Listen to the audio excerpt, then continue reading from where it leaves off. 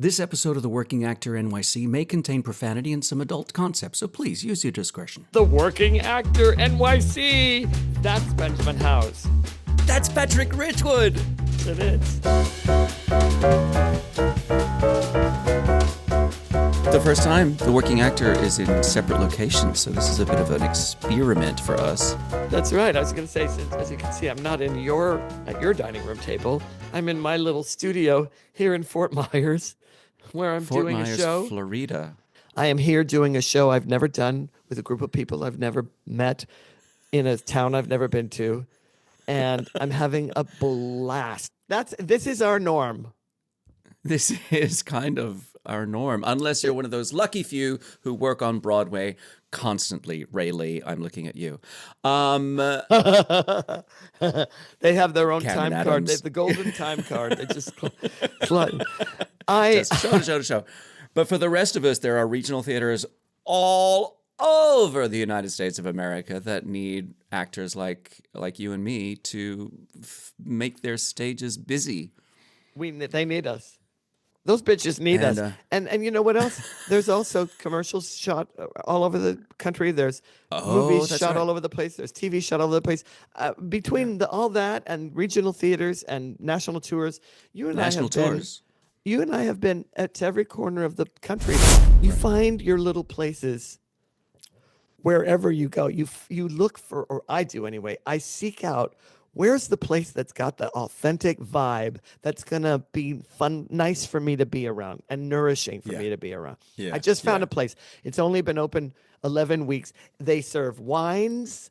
They have a wine bar. They're into plants. They sell plants and they sell art. And the woman who owns it is an artist, and her work is all over the place, and her family's work. And it's gorgeous. Oh, I love that. Yeah, it's one of those important things about finding your spots on the road that make you feel like a little bit normal, a little bit like you're a part of a community in a way, because being on the road, you are away from your support systems and your community, and you got to find a way to fill that well up again.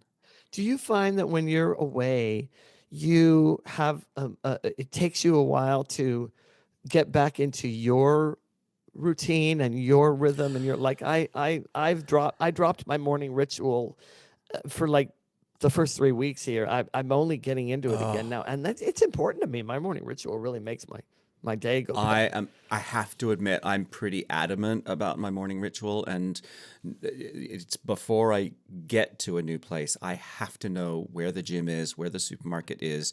I have to navigate, learn how I'm going to navigate that and get to the theater in time. And for a 10 a.m. rehearsal, I'm often up at 5:30 because I really hydrate, meditate, caffeinate, get to the gym, get back from the gym, shower, breakfast, and then go to work. That is amazing. I'm taking my hat off to you. If I had a hat, I'd take it off to you. Now, what's a gym?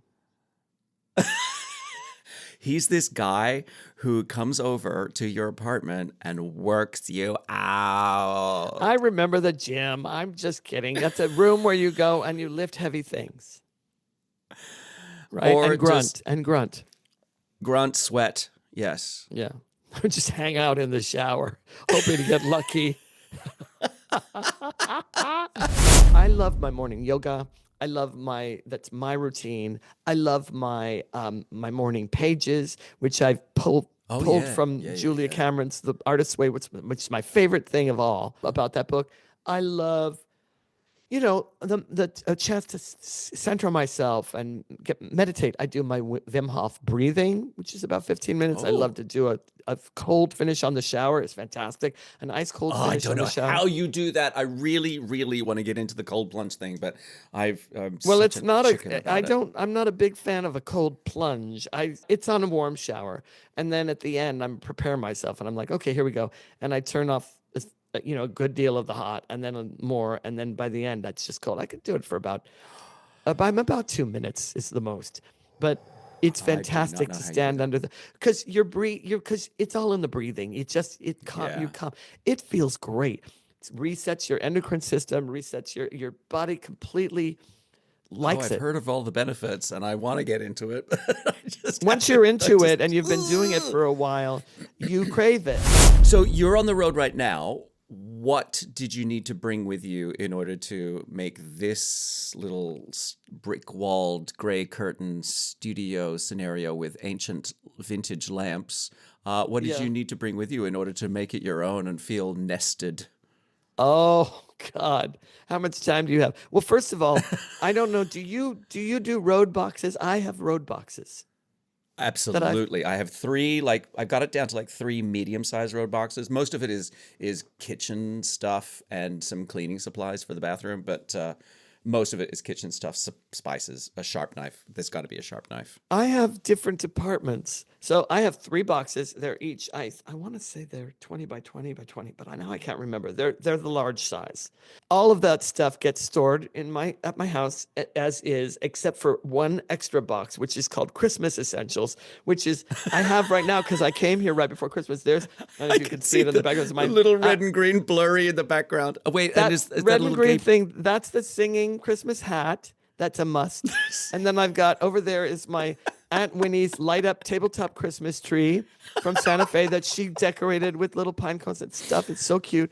And then, my God. like that. And then I brought Christmas cards to send, which I did not send. Right, because you hate us. And is that a gay pride flag that's stuck on your dresser over there? Oh yeah. Yes, that is. That is. Did you bring that with you, or did they just award that to you when you walked into town? Because it was in I found it in my suitcase. Actually, it must have been there from. I know it was there from. It was in my suitcase, which I hadn't used since the last regional theater job that's past summer at Bucks County. I always get flowers. I always get a plant. These are things I have to get. They make me, especially a plant. They make me happy. I put fruit in a bowl. I can look at it and think about eating it. I've got to have a bowl that has fruit in it. There's never never a bowl. Actor housing around the country never has a bowl big enough to put fruit into. So no. I have a little nest of large plastic bowls. Also for mixing, if you happen to decide that you want to bake cookies for the cast or something. Like there's never a bowl big enough in actor housing. So here are some of the things I bring in my road box. I bring a container full of all the desk supplies. It's everything. It's all the things I use. It's my Post-its, pens, envelopes, stamps, a stapler, staples, a mini stapler, all those of the little, things those little lifesaver things that you stick into your binder when the pages tear and you need a little. Well, actually, I don't think I have those. But they have them at they always have them. The stage manager always has those. So I like, wow, but the number one reason all of this happens is because I've learned over 44 years, motherfuckers, that. Wait, let me see how many years it is for me. 30, just counting the crow's feet. Just cut off an arm and count the rings. No matter how well stocked the company management thinks an apartment is, there's going to be things they don't have. Their idea of a good, well-stocked kitchen to cook in is really different than mine, namely because they're usually much younger than I am, those people. Often they're in their 20s. One thing that I've consistently noticed is I always have to bring a sharp knife with me because there's never a sharp knife to chop vegetables. See, you know what I'm talking about. I have a set of sharp knives, and I also have cutting knives. A decent frying pan. One that's preferably non-stick. So I actually have a small and a medium-sized non-stick frying pan in my road boxes. I have 2. I have I just redid them on this trip. I went to Target and I got 2 new ones because my old ones were worn out. I have a whisk. I have a grater. All of that stuff because they might have it, but they might not, and they often don't. And I want to cook. I want to do my thing. I have an electric kettle. I have. I used to have a what are those super powerful blender thingies? I often have a breakfast smoothie, but I have mine was a Ninja. Is that what it's called? Like the bullet. It's like a bullet. That's what I was thinking of. I had blender. That. Yeah. So we should explain to people who are unfamiliar that under an equity contract, the theater has to ship 300 pounds. 300, Yeah. 300 pounds of has to ship backwards and forwards. No, it's more coming back, but yeah. It's like 500 pounds coming back in case you acquire a pet or a child, in case you adopt a person. You never know what you're going to find. I've started up a relationship. Will you please ship him home? Thank you. Oh, I bring my own set of sheets just in case. It depends. I'll ask. I'll say what size is the bed. I bring my own pillow, a pillow I like. I bring my own set of towels. I bring my own set of towels, face towels, and hand towels because they have one washcloth. They can sometimes tell their own story. The towels that you'll find in actor housing. They certainly can. Yes, exactly. If you lay them all out and shine a black light, you'll have a Jackson Pollock painting. You can. Whenever you were in a place where the interns cleaned the housing, I'd be like, interns can't clean themselves. Why would you have them go and clean apartments? And I have been known to many times get on my hands and knees with cleaning products and scrub it. Just get it clean. I'm going to do it. I don't mind. I'll do it. I did that in a housing I had last year. I walked in. I was like, I need to clean this bathroom before I do anything else. Yeah. That's why I won't share a bathroom because that's the deal breaker for me because I've shared a bathroom with people who were younger than, actually, it didn't matter about the age, but I've shared a bathroom occasionally and once or twice had to deal with people like leaving gallons of water all over the floor in the place or like, dental floss remains on the mirror or DNA around the toilet. So you don't want to. The DNA. It's the DNA is the deal breaker. On national tours where sometimes you were in a hotel and you're not in an accommodation where there are cooking facilities, I learned that I have to oftentimes request a mini fridge and a microwave from the hotel because not all hotel rooms have a mini fridge and a microwave, and I have to request that. So what's your hotel room setup scenario? So I need protein, so I'll always be able to have thank you, rotisserie chickens united. Oh, God bless rotisserie chickens. I love my rotisserie chicken. I'll always have one of those in the fridge. I have a friend. You've got something growing on your left shoulder. I think you should see a doctor about that. Now, see, that's an interesting thing. Some people, when they travel on the road, they bring their pets.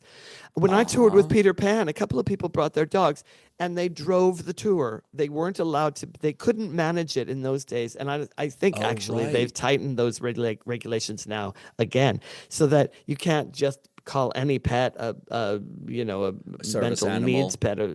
If it's a service animal, that's one thing. But emotional needs pets, people were doing that. Support. And they were, yeah. That's a whole thing with pets. That's a whole thing we should really talk about. It's like it is a real trauma to leave your pet behind if you don't have a partner. It's like, what am I going to do? How am I going to do it? Who's going to take care of it? Can I trust them? Do they have pets for him to play with? How many times should I come home to check on him? I don't want him to lose me in his mom. I don't, all that stuff. The road boxes thing, just to wrap up the road boxes thing, I'm so grateful that I am able to bring them. I'm grateful that that's part of our contract because whoever came up with that requirement, props to that person. Congrats to you, Lady Roadbox, for putting that in our contracts. We support your choices. All my colleagues are always astounded and also impressed. Why doesn't everybody do it? Why they don't know? Doesn't everybody do it? They do not know. That's the truth. They don't know that they can. I am not buying spices and cleaning supplies in every city that I go to. I'm not doing it. That's what it boils down to. It boils down to I don't want to keep buying it. Here's the things I don't bring. I don't bring cleaning supplies because I know I can get those from company management. I do bring laundry supplies because I like my detergent and my things. So I bring the pods and here's something I bring. Real light bulbs. Really? I bring real light bulbs in a little box that they're because I don't like halogen bulbs. Oh, you mean like LED ones? They have to be the right color temperature. If they're they have to be under 3,000 kelvins. Yeah, exactly. These ones that you can see in the background, they've improved They're a nice them. warm. Yeah, they're a nice warm light. I Yeah. don't like hospital lighting. I don't like surgical lighting. No, No, the fluorescent, no. that's how all halogen bulbs used to be. And when I would turn them on, I would be like, ugh, immediately replace them with real bulbs. And Yeah. boy, what a difference it makes. People would come over. Another trick I learned this from Howard McGill, a guy that I toured with, Howard McGillin, the wonderful Howard McGillin. Colored Oh yeah. scarves, or like scarves with pattern on, and you cut a Yes. hole, at the top, and you lay them over the lampshades, and suddenly you're in a Casbah That club. that is some 70s hippie shit right there. We also And know from our tribe, you call around, you get on social media, you're like, has anybody ever worked at this theater? as absolutely What should right. I expect? Use What should I expect? use your network. Yeah. And Oh that's yeah, no, far more powerful now. when I was at Goodspeed doing Druid last year, I had a bunch of friends who were going up to do Maggie later on in the season. They were like, "Okay, tell me, what do I expect? Where's the gym? How does that all work? Like, what's the car situation?" Yeah. And for all that I love Goodspeed, their car situation is notably terrible. So be warned about that. Right. That's I'll true. never work there again. And it's a great place, and their housing is spectacular. Their housing is great. Yeah. I mean, that's a good example that of was like the wonderful housing. And that was a place where I was in how many? 1, 2, 3, 4, 5 bedroom house. And With I had 5 bathrooms. I had a great group of people. I Yeah. love the people I lived with, Yeah. It was a great situation. Doesn't always work like that. This situation, No. but Goodspeed. Well, They were great people. we should mention Goodspeed is so wealthy. They took the property they own a bunch of property all over that tiny little town, and they built a whole enclave. Their own little village. One of the things that I learned from touring, doing national tours, because I've done 3 now, and I haven't implemented this yet, but I intend to on my next one, is yes, the company manager will organize a company flight for everybody to travel from one city to the next.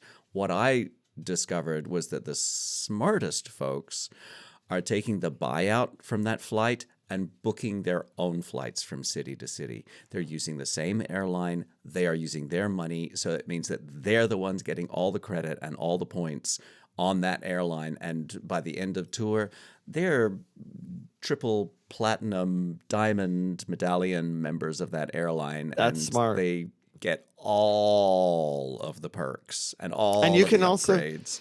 you can also apply for that credit card of that airline and get further discounts on the flights. Oh, And if you use that credit card for all your business expenses and that credit card only, it pays off at the end of the year when tax time comes, and all those deductions have to be itemized.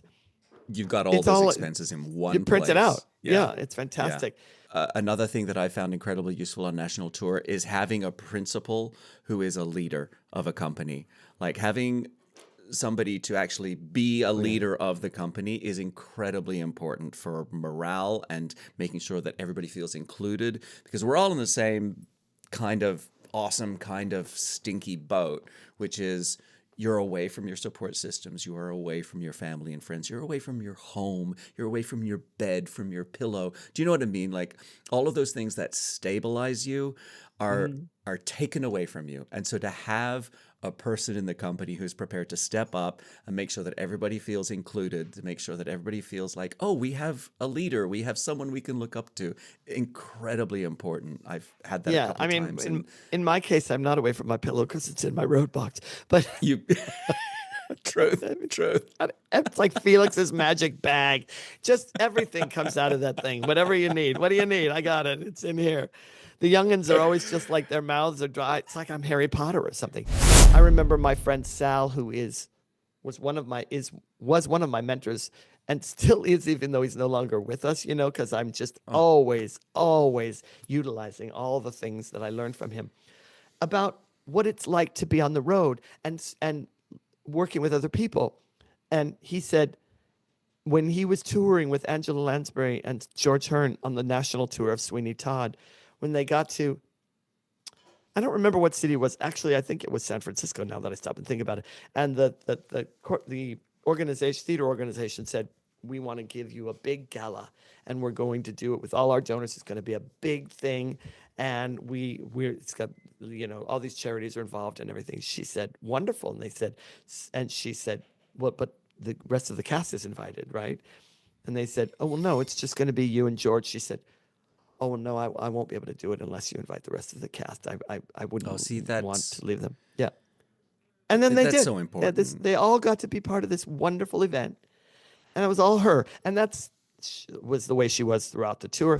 What it's like to be sort of the older, wiser one in the cast.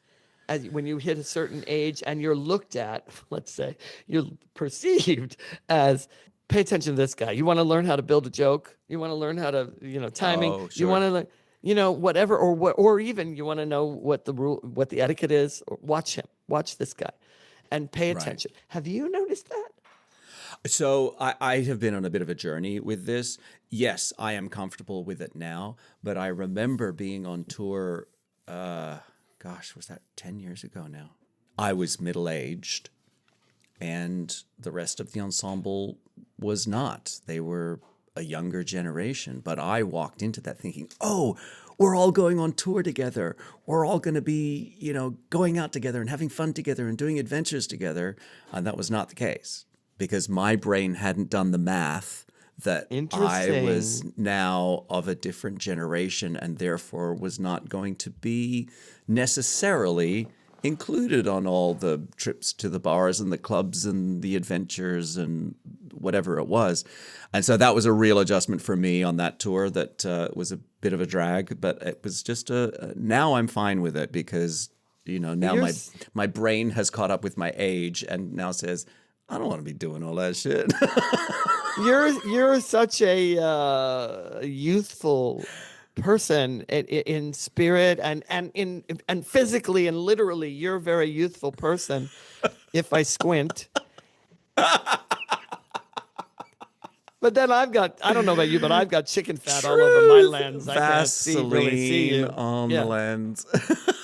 and then a piece of Kleenex. Wait, if I take my glasses off, you look terrific. I'm looking at you through parchment paper right now. It's fantastic. So much better than when we're in the same room. I think, for one thing, nobody hits middle age without middle age hitting them back. The other thing is, there's all kinds of lessons in big giant quotes. I'm so grateful for all the things I've learned over these many years about what to bring, how to prepare, what to do, and the mentorship, intentional or not, of people like the people who have headed up casts that I've been in, or my personal mentors like my friend Sal, who I mentioned, who taught me how to be in a group of people when you're sharing a house, like out at Fire Island, And I'm going to take it even further. I think it would be a sad day if I ever showed up to day one of rehearsal and thought, oh, I don't have anything to learn from these people. Do you know what I mean? I feel like I'm always still learning from, whether they're my age, younger, older. I know that I'm going to learn something from those people, from that group of people, and I have to keep my curiosity open and available to learn it. I think it would be a sad day if I ever walked into a room and thought, "Oh no, this will be what it is." I don't have anything to learn from these people. Amen, brother. And that's why you're That's why you're my people, because you're young and buoyant. Because you have it, that there's always something to learn, that you're a student of life, that you don't have it, that, well, I know everything now. I'm supposed to know everything. So now I'm no longer a learner. I think the moment we stop, our context goes from I'm here to learn over to I'm here to know. That's when the day we start aging. Oh, yeah, absolutely. I feel like I've aged just listening to this conversation. Oh, I've aged years. If you liked this video and this podcast, hit like and subscribe. And hit the thing. And press the thing. Yeah. Yeah.